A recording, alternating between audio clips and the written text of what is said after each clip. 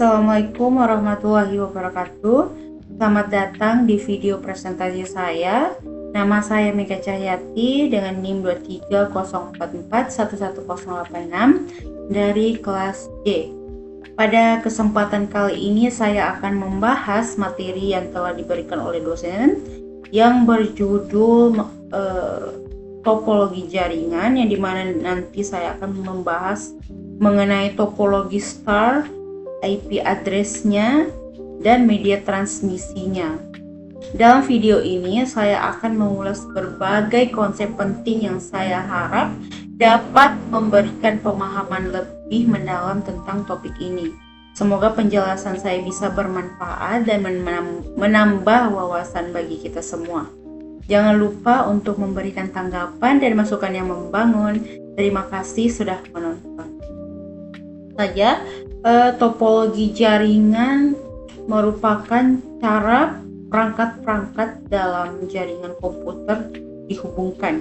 Beberapa jenis topologi yang umum adalah topologi star, semua perangkat terhubung ke perangkat pusat. Kedua, topologi bus, semua perangkat terhubung ke satu kabel utama. Ketiga, topologi ring, perangkat terhubung membentuk cincin data berjalan dalam satu arah. Keempat, topologi mesh, setiap perangkat terhubung langsung dengan perangkat lainnya. Kelima, topologi hybrid, kombinasi beberapa topologi untuk memenuhi kebutuhan tertentu. Nah, pemilihan topologi tersebut tergantung pada biaya, keandalan, dan kebutuhan jaringan. Nah, di sini saya akan membahas mengenai topologi star saja, seperti yang ini, seperti yang sudah ada di layar ini. Jadi kalau kita membahas mengenai topologi star, coba kita bayangkan saja sebuah jaringan di mana semua perangkat, misalnya komputer atau printer, itu terhubung ke satu perangkat pusat seperti hub, switch, atau router. Jadi masing-masing perangkat itu tidak langsung terkoneksi satu sama lain, tapi semuanya lewat perangkat pusat itu. Nah, topologi ini punya banyak keuntungan. Yang pertama, kalau ada satu perangkat yang rusak, cuma perangkat itu saja yang terpengaruh. Jadi yang lain masih bisa jalan. Ini tuh bisa bikin pemeliharaan lebih gampang. Selain itu, kalau kita punya masalah di jaringan, kita bisa isolasi masalahnya lebih mudah karena kita tahu persis perangkat mana yang bermasalah. Karena ada perangkat pusat, jaringan jadi lebih terorganisir. Kita juga bisa lebih mudah menambah perangkat baru tanpa ganggu yang lainnya. Tapi juga ada kekurangannya. Pertama, kita sangat bergantung pada perangkat pusat. Ini kalau hub atau switch-nya rusak, ya udah seluruh jaringan bisa terputus.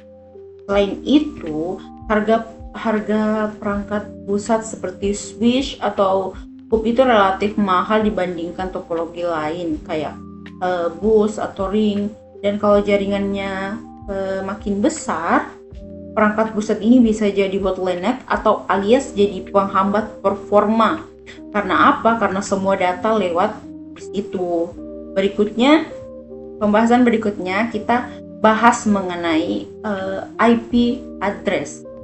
IP address yang saya gunakan di sini adalah kelas C. Jadi dalam dunia jaringan komputer, alamat IP itu dibagi ke beberapa kelas. Salah satunya adalah kelas C. Kalau kelas C, alamat IP-nya dimulai dari 192.0.0.0 sampai 223.255.255.255. Untuk subnet max-nya, kelas C itu biasanya pakai 255.255.255.0, yang artinya ada 24 bit yang digunakan untuk alamat jaringan. dan sisanya buat alamat perangkat di jaringan itu, yang artinya bisa ada sampai 254 perangkat dalam satu jaringan. Nah, bisa dilihat di sini di IP address-nya saya menggunakan kelas C 192.168.10.1. Nah, keuntungan dari kelas IP kelas C ini, dia cocok banget buat jaringan kecil atau menengah. Jadi kalau kamu punya usaha atau rumah yang cuma butuh beberapa komputer, kelas C ini sudah cukup. Tapi kalau kamu punya jaringan yang lebih besar, misalnya lebih dari 254 perangkat, kamu perlu bagi-bagi subnet atau bahkan pindah ke kelas IP yang lebih besar, seperti kelas B atau kelas A. Nah, untuk menghubungkan perangkat-perangkat tadi, kita butuh yang namanya media transmisi. Ini bisa berupa kabel, serat optik, atau bahkan sinyal nirkabel. Dalam topologi star, media transmisi yang paling umum digunakan itu adalah kabel twisted pair atau UTP. Nah, ada juga serat optik atau fiber optik dan nirkabel atau wireless.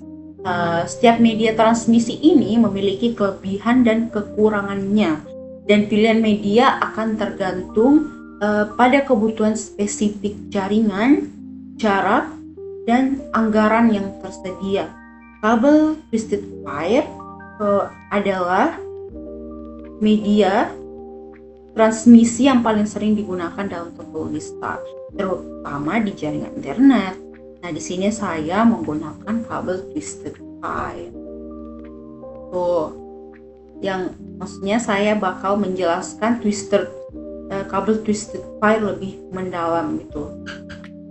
Nah, keuntungan dari twisted pair, kabel twisted pair atau UTP ini, dia tuh murah dan mudah dipasang, fleksibel dan tersedia dalam berbagai kategori seperti Cat5e, Cat6, Cat6a, dan lain-lain, yang memungkinkan kecepatan transfer data yang bervariasi.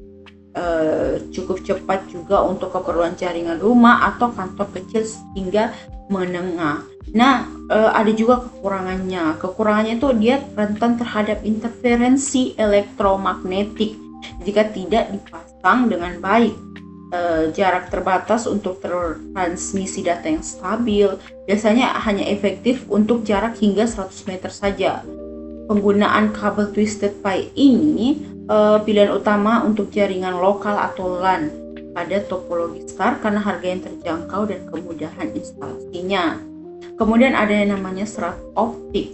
Serat optik ini digunakan dalam topologi star untuk jaringan yang membutuhkan kecepatan tinggi dan jangkauan jauh tanpa interferensi. Nah, keuntungannya itu kecepatannya sangat tinggi dan dapat mendukung bandwidth besar, tidak terpengaruh oleh interferensi elektromagnetik, bisa mentransmisikan data dalam jarak jauh hingga puluhan atau bahkan ratusan kilometer tanpa degradasi sinyal. Nah, kekurangannya dia tuh biayanya lebih mahal dibandingkan kabel tadi, kabel twisted pair. Nah, dia itu memerlukan peralatan dan teknisi yang lebih terlatih untuk instalasi dan pemeliharaan. Penggunaan serat optik sering digunakan dalam jaringan backbone, perusahaan besar, pusat data, atau jaringan yang membentang di area geografis yang luas di mana kecepatan dan kestabilan sangat penting. Kemudian ada nirkabel atau wireless. Untuk jaringan WiFi atau jaringan nirkabel, jaringan di topologi star akan terhubung melalui access point atau IP yang bertindak sebagai perangkat pusat yang menghubungkan semua perangkat.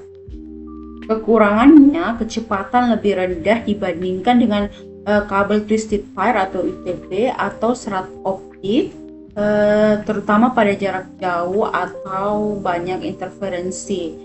Rentan terhadap interferensi dari perangkat lain, cuaca, atau hambatan fisik seperti dinding contohnya. Keamanannya lebih sulit dijaga dibandingkan dengan kabel fisik karena sinyalnya bisa disadap.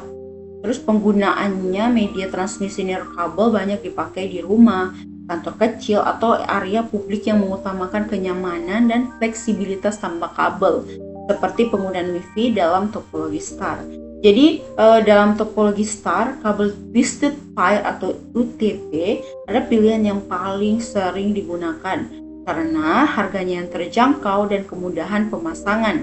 Namun, serat optik lebih dipilih jika jaringan membutuhkan kecepatan tinggi dan jangkauan jauh.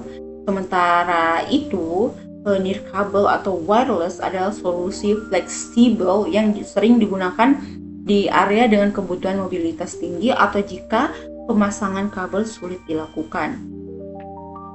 Semua pilihan media transmisi ini bisa disesuaikan dengan kebutuhan jaringan kita.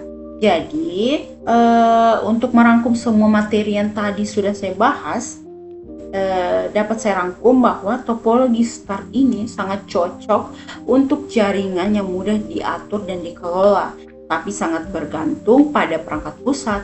Sedangkan IP kelas C cocok untuk jaringan kecil atau menengah dengan 254 perangkat, tapi agak terbatas jika kita butuh lebih banyak perangkat.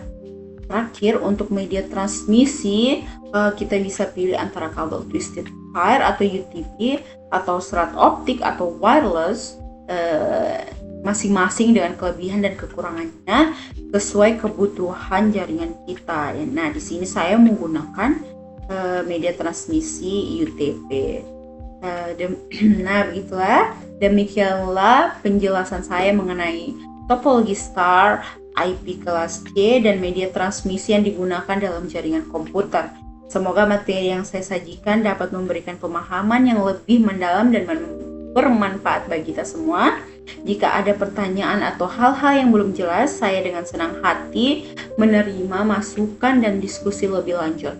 Terima kasih atas perhatian dan waktunya. Jangan lupa untuk memberikan komentar atau feedback, dan semoga video ini dapat memberikan wawasan yang bermanfaat. Terima kasih dan sampai jumpa di kesempatan berikutnya. Wabillahi taufiq wal hidayah. Wassalamualaikum warahmatullahi wabarakatuh.